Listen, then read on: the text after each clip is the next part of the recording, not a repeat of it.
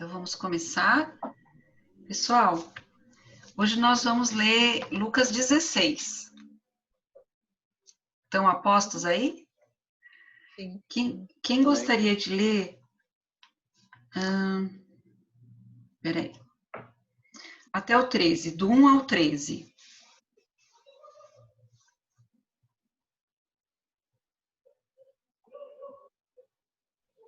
Eu posso ler? Deixa eu acabar de abrir aqui a minha. Peraí, que travou, fechou.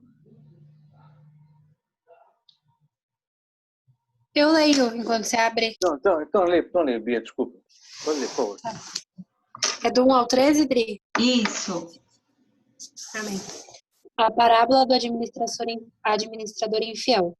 Jesus disse também aos seus discípulos: certo homem rico tinha um administrador. Um dia ele recebeu uma denúncia de que esse administrador estava desperdiçando os bens dele. Então, chamando-lhe, disse: que é isto que ouço ao seu respeito?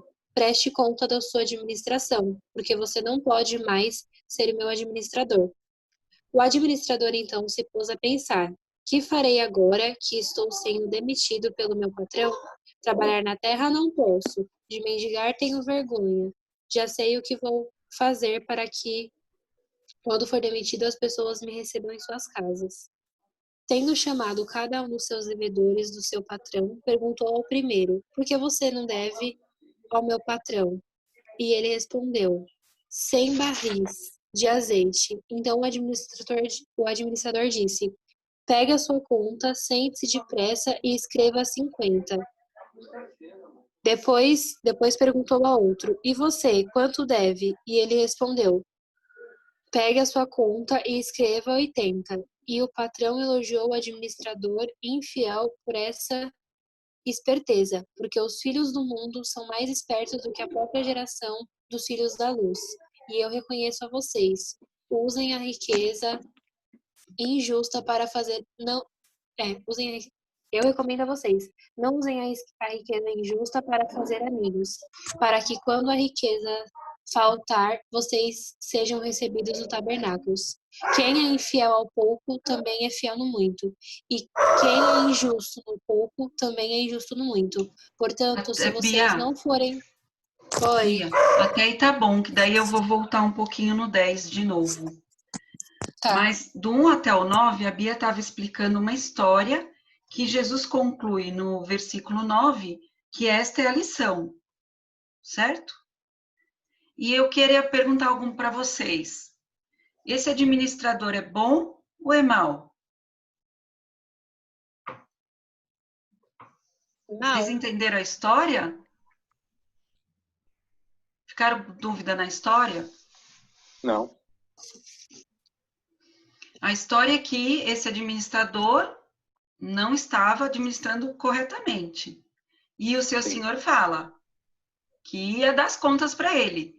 E aí ele faz algo irregular, que é diminuir as contas dos que estavam devendo para o seu senhor, né? E eles diminuindo, ficou muito amigo desses homens. E ele foi bom ou mal? É a minha pergunta. Foi mal, né? Foi mal, justo. E por que a gente vê que o patrão elogiou esse administrador?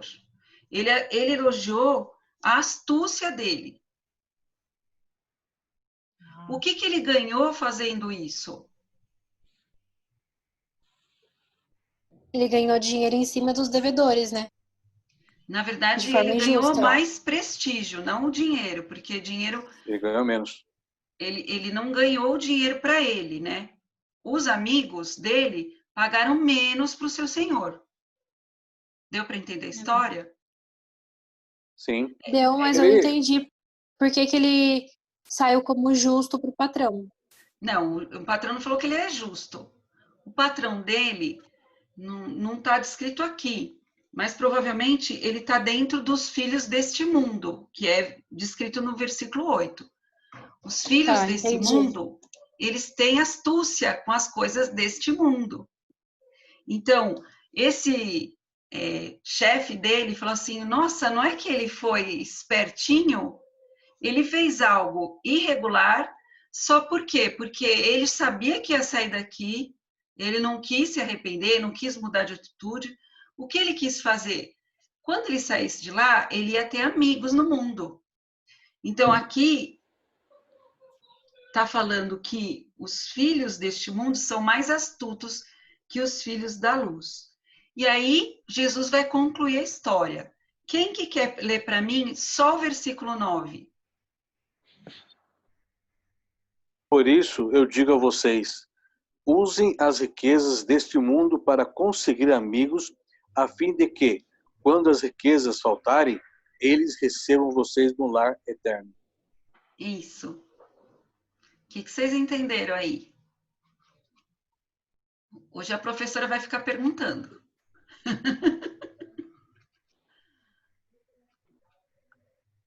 Só voltando um pouquinho, Adriana, no versículo anterior, para ficar mais claro lá, é que Jesus estava querendo dizer que muitas vezes as pessoas desse mundo fazem muito mais uso dos recursos que vêm à mão dele do que o crente. Só que eles usam isso astutamente, eles usam de uma maneira fraudosa. Se você ler outra Bíblia em outra versão, ela vai ter uma palavra aí que eles são atiladamente. Aí se você for ver o que que ele fez? Ele não passou, na verdade, a quantia certa para o patrão. E ele destruiu, ele sumiu, tipo como se fosse com as notas. Então o patrão não sabe direito quanto que ele levou aí, né? Então ele se acha esperto. Até o patrão fala que ele é uma pessoa esperta. Mas isso para os olhos do mundo, né? Então, só que como é que fala? O objetivo dele era diferente. É só para entender melhor, porque parece que ficou meio avulso o que foi falado, entendeu? O problema é que as pessoas desse mundo, todo mundo quer dar uma de esperto, todo mundo quer, né? Por quê? Porque não pensa no próximo, não pensa no outro, não pensa no que o outro, né, vai sofrer com isso, vai lesar o outro, né, leva vantagens. Então, é mais ou menos isso que Jesus está querendo dizer aí. Amém? Pode continuar aí no 9. E também a respeito de que ele está se prevenindo, preparando o seu futuro, né? E é algo que o senhor quer nos colocar aí, né? Qual está sendo a nossa atitude com relação ao nosso futuro? Que eu acho que agora a Adriana vai arrematar agora, né? Sim, porque aí que vai falar do futuro, aí que vai falar da salvação, né? Que o importante não é usar esses recursos para fazer amigos terrenos, o importante é usar esses recursos, né, para amigos eternos. Ele está falando aqui em salvação. Sim. Não é lindo isso, gente? Eu demorei para entender essa parábola porque ela é um pouco confusa. Mas o foco é a motivação, como o Paulo falou, né? Como o Assis falou, a motivação do crente tem que ser usar os recursos deste mundo para a glória de Deus e usar isso para fazer amigos eternos. Então, está escrito assim, quando faltar para você, quando vai faltar? Na eternidade você não vai precisar de dinheiro. Mas lá na eternidade, alguém vai falar assim, Adriana, aquele dia você me tirou de um sufoco, né? Glória a Deus por sua vida. Né? Ou então vão falar, Rose, você não sabe que bênção que você fez na minha vida. Né? Assim vai, porque a gente fez amigos na eternidade. Isso também é muito legal a gente ver essa parábola para dizer o seguinte, que no céu a gente vai ter consciência das coisas. A gente não vai ter uma amnésia. As pessoas vão ter nome, as pessoas têm personalidade, têm a sua identidade. Então, no céu, a gente vai se reconhecer, né? Porque algumas pessoas me perguntam, mas como vai ser no céu? A gente não vai saber quem nós somos? Sim, nós vamos saber quem somos. Aqui tem já uma prova, Jesus contando sobre isso. Né? A importância da motivação de hoje, do nosso coração, para aquilo que vai acontecer no futuro. Aí a gente vai, né, encontrar, abraçar. Céu, você está aqui, céu! Sem rolinhos, com rolinhos. Então é muito gostoso. Vai lembrar daqui. Vamos estar lá, mas lembramos daqui também. Lembramos. É certo que não vai haver choro, né, nem dor. Então, algumas coisas, elas vão ser como muito vagas para nós. Nós não vamos ter... Lá, a bênção é tão maravilhosa, a gente não vai ter essa percepção tão grande. Mas a próxima história a gente vai ver alguns outros detalhes sobre o céu. Então, Adri, vamos ler agora do 10 ao 13. Só para arrematar aí, aí também Jesus está ensinando que é para ajudar aos outros com amor genuíno. Os discípulos, para eles ajudarem os outros com amor genuíno, né? Não porque vocês vão ajudar, então vocês vão merecer o céu. Não é isso. Ele está ensinando que não é pelas obras, não é meritório, como é que fala? A palavra meritocracia. meritório. Não é por merecimento que você vai, né, fazer isso. Não, ele está ensinando para que faça isso com amor genuíno e também da alegria em desfrutar a nossa salvação. Isso é um texto que eu estou lendo para explicar o que ele está querendo dizer. Então, ele está falando aqui também que não adianta fazer as coisas por obras, achando que, olha, eu estou ajudando, eu estou fazendo, eu estou dando, eu estou não sei o quê, e com isso eu vou ter a salvação. Maneira nenhuma. Amém? Mesmo porque, né, aqui a gente vê no versículo 8 que alguns já são chamados filhos do mundo e outros são chamados filhos da luz. Os filhos da luz, eles recebem a salvação antes de qualquer coisa, eles não merecem, ninguém merece. Recebe por fé em Cristo e aí eles usam das riquezas deste mundo para a glória de Deus, que é o contrário, né? Não é? Pode falar, Cis. Inclusive, isso até que o pastor colocou, né? Você desmonta o argumento do espírita, né?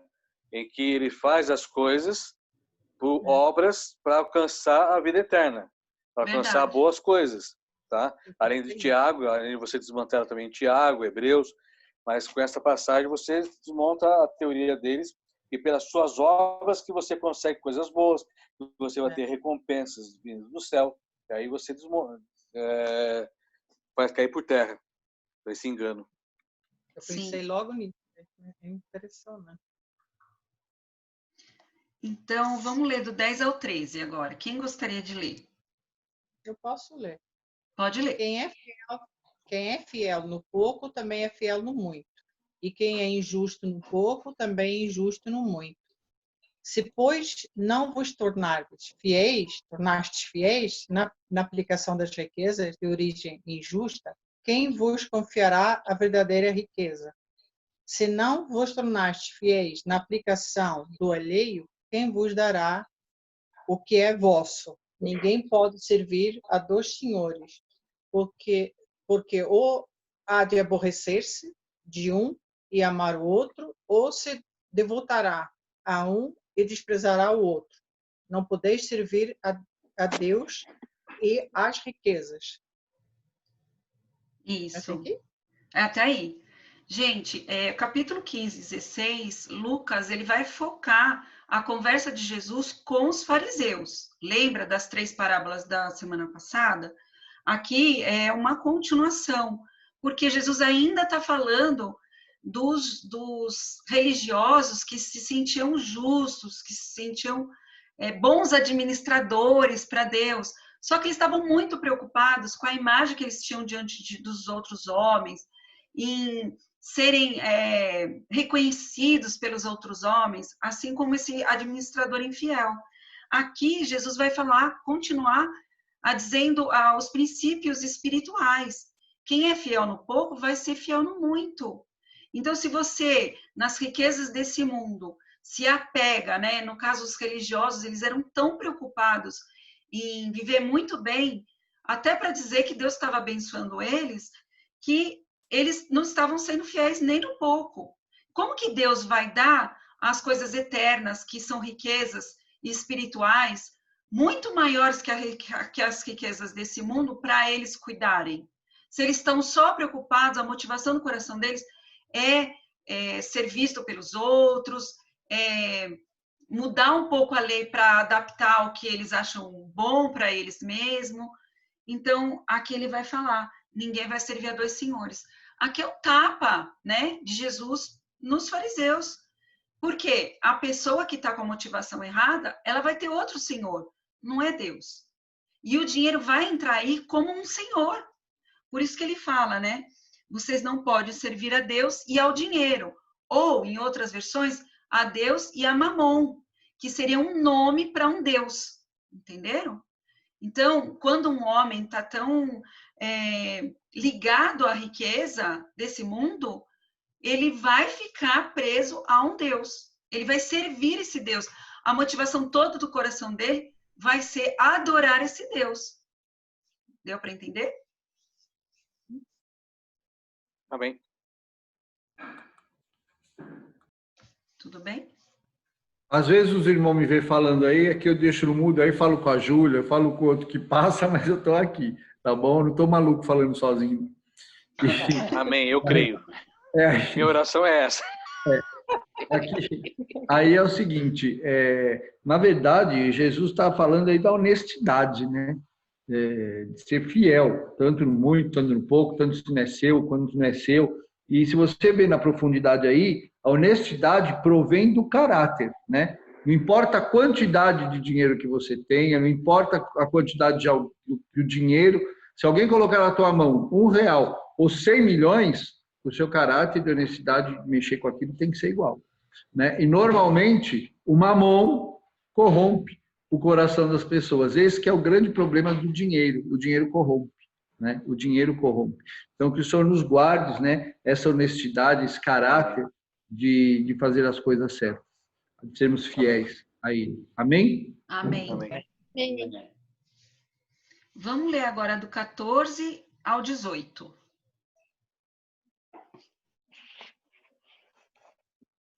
Eu leio. Os fariseus ouviram isso e zombaram de Jesus porque amavam o dinheiro. Então Jesus disse a eles: para as pessoas vocês parecem bons, mas Deus conhece o coração de vocês, pois aquilo que as pessoas acham que vale muito, não vale nada para Deus. A lei de Moisés e os ensinamentos dos profetas duraram até a época de João Batista. Desde esse tempo, a boa notícia do reino de Deus está sendo anunciada e cada um se esforça para entrar nele. É mais fácil o céu e a terra desaparecerem do que ser tirado um simples acento de qualquer palavra da lei. Se um homem se divorciar e casar com outra mulher, comete adultério. E quem casar com a mulher divorciada também comete adultério. Sim. Aí, gente, vocês viram que os fariseus não deram a mínima para Jesus, zombaram de Jesus. Por quê? Como não havia quebrantamento no coração deles, não havia uma disposição para serem ensinados por Deus, eles estavam muito felizes com a vida que eles levavam, né, sem Deus, e estava tudo bem para eles. E aí Jesus fala que Deus conhece o coração, e ele diz: vocês gostam de parecer justos aos outros, que é a tal da hipocrisia, que sempre Jesus combateu muito. O que é hipocrisia? É uma pessoa que se diz crente e que aparentemente agrada as pessoas que estão de fora, porque a maneira dele falar, a maneira dele demonstrar as coisas parece espiritual, mas que não está agradando a Deus, que é o que estava acontecendo aqui. E ainda ele fala: aquilo que o mundo valoriza é detestável aos olhos de Deus. Gente, esse versículo é muito forte. Está ali no finzinho do 15. Que às vezes a gente, né, valoriza tanto uma coisa, às vezes a gente se sente até culpado de não ser como alguém, de não ter alguma coisa. E aí você olha esse versículo maravilhoso da Bíblia, que é uma pepita de ouro que você acha no meio aqui de tudo, e você olha, isso é desprezável aos olhos de Deus, sabe? O que Deus valoriza? É para isso que a gente tem que olhar, né? Para isso que tem que encher o nosso coração. E aí, Jesus vai falar sobre o Evangelho, versículo 16, que existia uma mensagem sobre a lei, que é a aliança da lei que Deus fez com os homens, de Moisés até João Batista. João Batista é aquele que batizou Jesus. Até esse momento, a lei estava vigorando, mas agora existia uma boa nova a respeito do reino dos céus, que é ele que estava trazendo, e que tudo tinha que estar mudando agora, né? E que muitas pessoas estavam se esforçando para entrar no reino, pelo seu próprio esforço, né? Pelo cumprimento, vamos falar assim, aparente da lei, porque nenhum homem consegue totalmente ser perfeito. Então, aquele que se achava perfeito, achava que Jesus estava fazendo uma coisa em vão para ele, né? E ele vai falar assim, no 18, parece um versículo que está fora do contexto. Ele vai falar assim, o homem que se divorcia de sua esposa e se casa com outra, ele é adúltero. Aqui está falando tanto da lei de Moisés, que eles achavam que é tão rigorosa, mas que algumas coisas eles davam um jeitinho, vamos dizer assim. Mas também está falando aquilo que é explicado em Romanos 7. O que explica Romanos 7? Que antes de Jesus chegar, é como se eu, Adriana, estivesse casada com a lei. Mas quando Jesus chega na minha vida, eu morro para a lei. Está falando assim. Qual que é a ideia do morrer? Lembra-se, você morrer para a sua vontade, para você mesmo e se unir com Cristo. Quando você morre para a lei e se une com Cristo, é como se você não estivesse cometendo adultério. Você não pode ter a lei e ter Cristo ao mesmo tempo. Isso é adultério. Então, aqui parece que nossa, tá jogado isso aqui. Não, é muito profundo. Significa que a gente precisa ter um novo entendimento do que é viver em Cristo, que é morrer para a lei, porque ninguém consegue cumprir, só Jesus cumpriu perfeitamente. Então, eu morro junto com Cristo e ressuscito junto com Cristo. Isso é espiritual. Quando eu tenho fé em Jesus, ele se torna meu Senhor e Salvador. Então, a lei, eu morri para a lei, eu não estou mais grudada nela. E agora eu me caso com a graça, através de Jesus Cristo, pela fé. Deu para entender, pessoal? Isso tudo ele está comentando, está falando com quem? Com os fariseus, que eram mestres da lei e que não queriam abrir mão daquele status que eles tinham. E que Jesus está querendo quebrar tudo aquilo para eles quebrantarem o coração e crerem, no Evangelho. Amém? Deu para entender aí? Amém. Amém. Mas por que ele diz assim? Ele diz assim no 17 que é mais fácil passar o céu e a terra do que cair um tio sequer da lei. Porque eles, Gleica, eles se apegavam à lei, só que eles não sabiam, eles não criam que eles não cumpriam toda a lei. Eles se achavam tão fortes, tão bons, que eles achavam que toda a lei eles cumpriam. Mas essa toda a lei que foi cumprida, que não passou nem um tio, nem um traço dela, foi cumprida sim, em Jesus Cristo. Por isso que Jesus Cristo é o único caminho para a gente poder se separar da lei e se unir à vida com Deus. Não tem outro caminho. Senão você vai adulterar. Você não tem como ficar com a lei e com Cristo. E Cristo observou toda a lei, cumpriu perfeitamente toda a lei. Deus nunca falou assim, vai de qualquer jeito para o céu. Não, a gente só vai para o céu porque Jesus é perfeito e santo. E aí ele cumprindo, a gente se une a ele e a gente vai para o céu também. Amém, glória a Deus. Amém? Deu para entender, Gleica?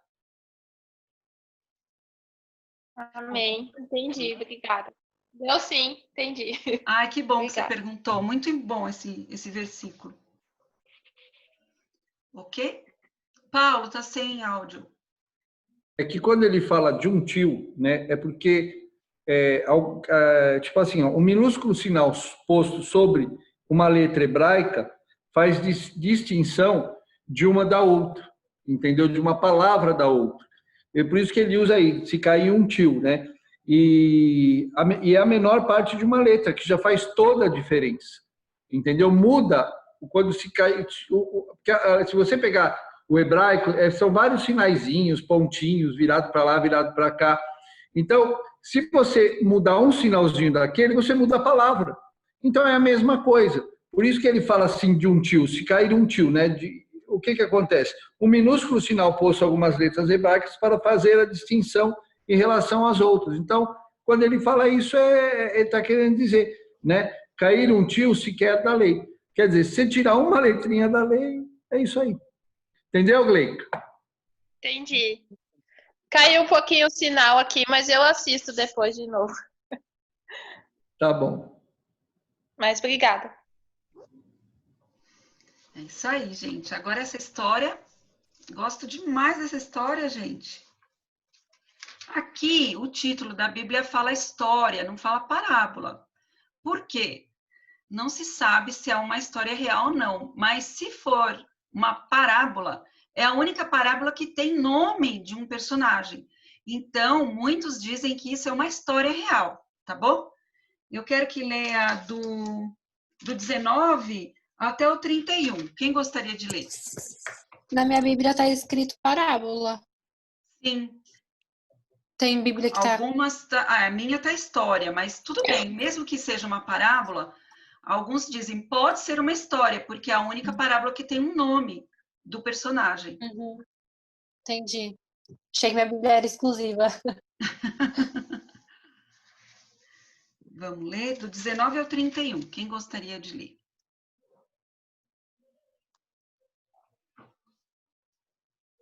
Eu tenho medo da minha internet cair enquanto eu estiver lendo. Quer tentar? Tá cortando um pouco aqui. Eu posso ler?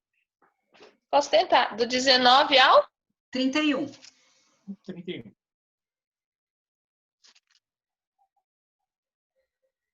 A Bia lê? É o Carlos que vai ler ou a Gleica? Não entendi. Não, tudo Acho bem. que tá travando dela. Então, Não sei. acho que é melhor o Carlos ler, Carlos. Pode. Pode ser, Gleica? Uhum. Pode ser. Uhum. Travou.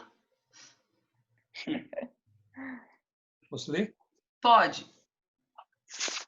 Ora, havia certo homem rico que se vestia de púrpura, de linho finíssimo e que todos os dias se regalava esplendidamente. Havia também certo mendigo chamado Lázaro, coberto de chagas, que jazia à porta daquele e desejava alimentar-se das migalhas que caíam da mesa do rico, e até os cães vinham lamber as úlceras. Aconteceu morrer um mendigo e ser levado pelos anjos para o seio de Abraão. Morreu também o rico e foi sepultado. No inferno, estando em tormentos, levantou os olhos e viu ao longe a Abraão e Lázaro no seu seio. Então, clamando, disse: Pai Abraão, tem misericórdia de mim, e manda a Lázaro que molhe em água a ponta do dedo e me refresque a língua, porque estou atormentado nesta chama.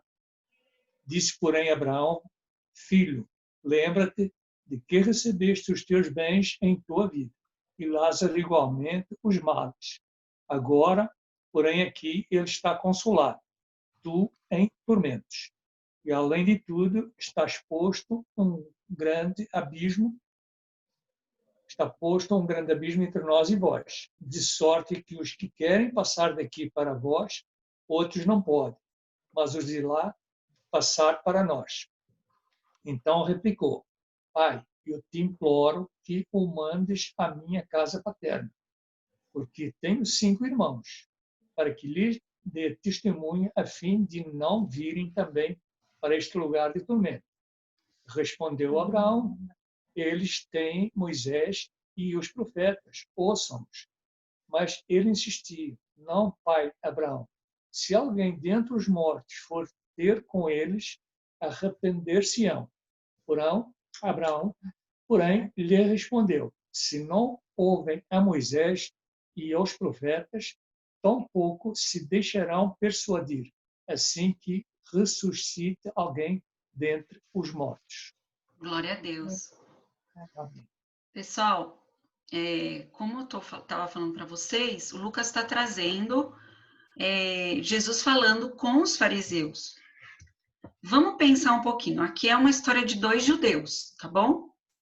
E para o judeu, é assim, quem era rico e quem tinha saúde estava abençoado por Deus. E quem era doente e pobre, Deus estava triste com essa pessoa, né? Não merecia o céu. E aqui Jesus vai abalar, então, as convicções desses judeus. Não, esse homem rico, Ele é chamado todo o tempo de homem rico. Ele nem tem nome. Ele não tem um nome aqui. Mas o Lázaro, ele é reconhecido nos céus por Deus. E os dois também que a gente vê, eles não estavam dormindo. Eles tinham consciência. Então, vamos ver algumas atitudes deles, né? O Lázaro, ele ansiava comer o que caía da mesa do homem. Mas esse homem, pelo que a gente vê, ele não se importou com Lázaro. O homem rico, ele se via numa posição de que ele não precisava fazer nada por ninguém, porque ele era abençoado por Deus e que tudo que ele fazia estava certo. Que engano, né? O coração do homem é enganoso. Então, a gente precisa buscar a sabedoria de Deus. E aqui você vê que os cachorros lambiam as feridas de Lázaro. Não era só uma pessoa pobre e doente. Era uma pessoa paupérrima e muito doente. Devia de estar com muito sofrimento. E aí ele morre. Morre também o rico. E eu fico imaginando o dia dessa morte do rico. Deve ter sido muito, com muita pompa, tudo. Mas o rico vai para um outro lugar, que é um lugar de tormento, diz. E aqui sempre, né, versículo 24, o rico gritou, aqui ele também não tem nome, você não vai ver o nome dele aqui. Abraão, tem compaixão de mim, manda Lázaro aqui para que molhe a ponta do dedo em água e refresque minha língua. Estou em agonia nessas chamas. Você não vê ele falando que se arrependeu, você não vê ele falando que quer mudar de lugar, mas ele quer que o pai Abraão mande Lázaro. Ele ainda é uma pessoa que ele não pede nem direto para o Lázaro, ele pede, fala para ele aí, não parece aquelas pessoas que estão acostumadas, né? Manda ele aí fazer um negócio aí para mim. Então você vê aqui uma pessoa arrogante ainda, que não está a fim de se arrepender. Em nenhum momento, né, ele fala sobre arrependimento. E Abraão, ele diz, vamos fazer uma comparação? Como que estava Lázaro? E como estava você? Como que você viveu a sua vida? E agora o Lázaro está sendo consolado. E aí ele fala algo que que Jesus vai demonstrando de espiritual. Que na eternidade, né, tem o quê? Um abismo entre o céu e o inferno. Ninguém pode ir de um lado para o outro, nem do outro lado para esse. Por isso que a gente não crê em purgatório, a gente não crê no espiritismo, não crê na evolução, né? Lá, a gente não crê desse jeito. A gente crê que está escrito em Hebreus 9, 26. Ao homem é destinado a morrer uma só vez. Depois disso vem o juízo. Não são várias, não tem esse negócio de reencarnar. E nem esse negócio de evoluir lá. Não tem purgatório. Então, ele está de um lado e o outro está do outro. Não tem jeito de mudança. É assim. E aí ele está falando também... Daí ele tenta dar outra ordem para Abraão. Abraão, pede para o Lázaro, então, ir visitar a minha família, porque senão eles vão vir para cá também. E a preocupação dele, né, com a família dele. E em nenhum momento ele fala, poxa, Lázaro, olha como eu fui insensível com você. Não, ele ainda está preocupado com a família. Aí ele diz, Abraão, mas eles têm a palavra de Deus para eles. Eles têm que crer pelo método de Deus. Qual é o método de Deus para que a gente creia na palavra?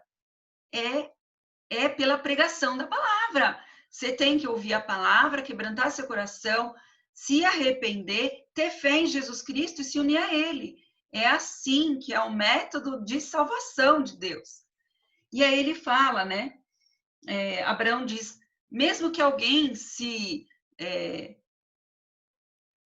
ressuscitasse dos mortos, eles não iam crer. E aí, eu não estudei isso, tá bom, gente? Quando eu li isso aqui agora, eu lembrei da história do próprio Lázaro, que é outro Lázaro, tá? Não é esse. Que Jesus ressuscitou depois do 4º dia. Vocês lembram que tinham muitos judeus nesse velório? Muitos judeus. Alguns se converteram, muitos não se converteram. Mesmo que alguém viesse, né, a ser ressuscitado, muitas pessoas não creem em muitos milagres e sinais que Deus dá. É verdade ou não é? Então, o método de Deus em tocar o nosso coração, gente, é através da sua palavra e do seu espírito. Não adianta a gente ter milagres e mais milagres, sendo que a gente não tem o coração quebrantado para ele, né? Então, essa história eu achei muito maravilhosa, porque também vai quebrando essa religiosidade de você ficar julgando as pessoas pelo que elas têm, pela doença ou pela saúde. E tem um salmo muito maravilhoso que fala sobre esse assunto, que é o Salmo 73. Esse salmo toca muito meu coração. Por quê?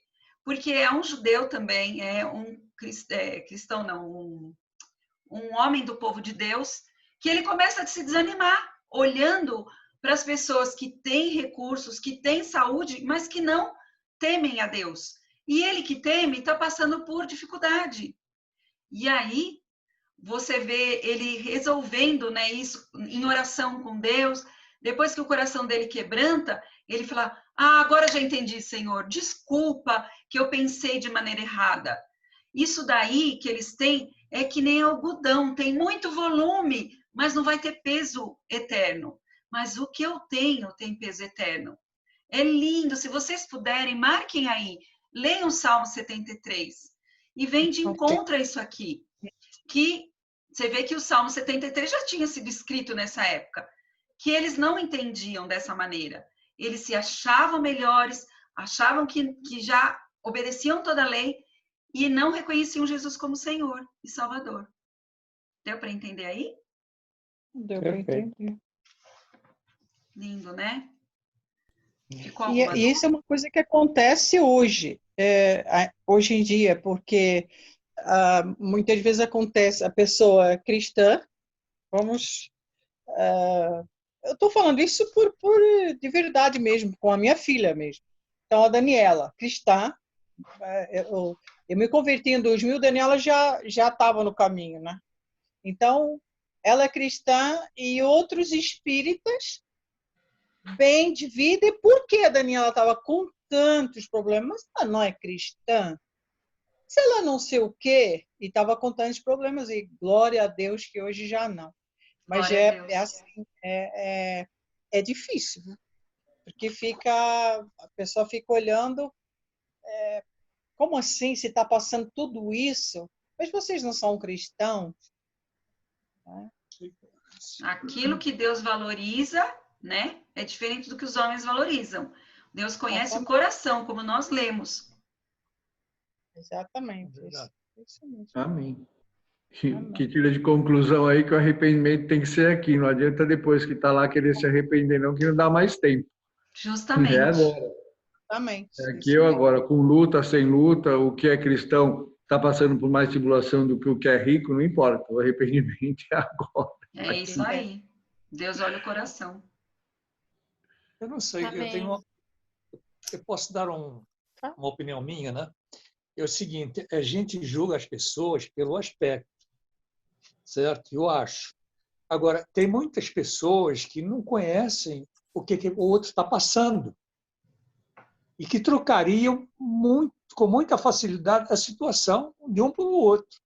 Então, não adianta você pensar, não, o cara é feliz, tem tudo. Você não sabe se ele é feliz. Lógico que não. Certo? Você pode ser feliz com aquilo que você tem. O outro, de repente, trocaria a felicidade dele pela que ele está julgando. Porque justamente. Pode ter um problema que a gente... Não estou falando que a gente não sabe. Tem que ter o problema. Mas eu estou falando que ele pode ter um problema que não é fácil, que o nosso está resolvido. Então, todo mundo tem alguma coisa. Certo? Não, o cara é feliz. Feliz em quê? Você saber se ele é totalmente feliz. É difícil. Essa é a opinião minha. Sim, é verdade. Sim, concordo. Mas é verdade. As aparências. A minha mãe já dizia, as aparências enganam.